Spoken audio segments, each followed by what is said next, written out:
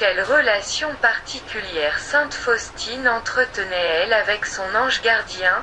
En commençant la lecture des écrits spirituels de sainte Faustine, religieuse polonaise, apôtre de la miséricorde divine, on pourrait imaginer que sa vie a été plus facile que celle des autres. Ne disait-elle pas que son ange gardien, comme d'autres esprits célestes, l'accompagnait de façon invisible et visible tout au long de sa vie? Pourtant la mystique polonaise avoue plusieurs fois dans son journal que chaque journée commence et se termine pour elle par un véritable combat intérieur. Et dès qu'un obstacle lui est évité de justesse, 10 autres le remplacent dans l'immédiat. Communier avec les esprits célestes est une grâce. Les avoir comme amis fidèles, guides de prière et confidents de l'action de Dieu, est merveilleux. Mais les anges ne prenaient pas la place de sœur Faustine dans les décisions difficiles. Elle devait les affronter elle-même. En revanche, ceux-ci l'encourageaient dans ses efforts, ils la réconfortaient dans ses inquiétudes et la protégeaient des dangers. C'est à la fin de sa vie que sainte Faustine est transférée au monastère de Cracovie. On lui confie le travail à l'accueil. Cette nouvelle tâche est très difficile à cause des émeutes constantes de l'époque et de l'hostilité de certains à l'égard de l'Église.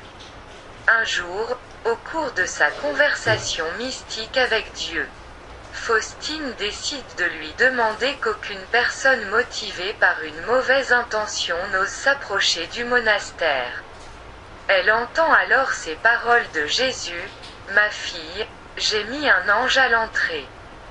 Au-dessus du portail, soyez tranquille. » Journal 1271. Et son vœu est exaucé. La religieuse polonaise connaît une proximité particulière avec son ange gardien. Un jour, lors d'un voyage en train, Faustine le voit à côté d'elle en train de prier et de contempler Dieu. Journal 490. Il lui apparaît souvent, même dans les tâches les plus ordinaires, jusqu'à la cuisine et au jardin. Un signe à quel point Dieu, à travers son ange gardien, est proche de la vie quotidienne, de ses petites joies comme de ses souffrances. Journal 1312. Comme un jeudi, alors qu'elle célèbre l'heure sainte, sœur Faustine ressent un puissant malaise physique. Elle décide cependant de continuer à prier. En retournant à sa cellule, elle ressent une attaque du diable. Effrayée, elle appelle son ange gardien. Celui-ci lui apparaît et dit en la raccompagnant: « N'ayez pas peur, épouse de mon Seigneur bien-aimé. Ces esprits ne vous feront aucun mal sans sa permission. » Journal 419. Toute sa vie, l'ange gardien de sainte Faustine restera un fidèle ami, un tuteur personnel, comme le décrivait lui-même saint Thomas d'Aquin.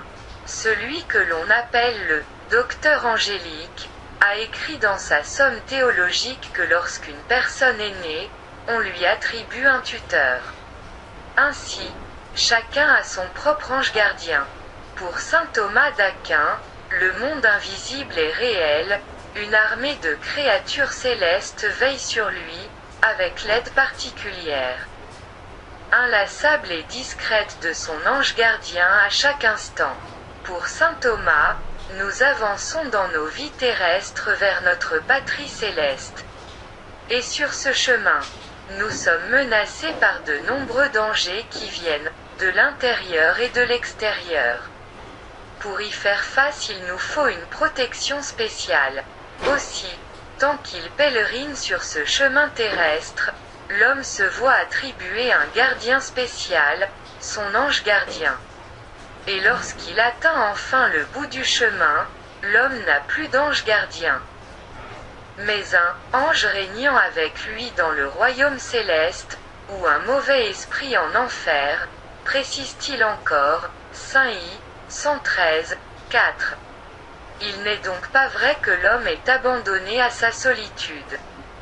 Le monde invisible est réel, une armée de créatures célestes veille sur lui, avec l'aide particulière, inlassable et discrète de son ange gardien à chaque instant.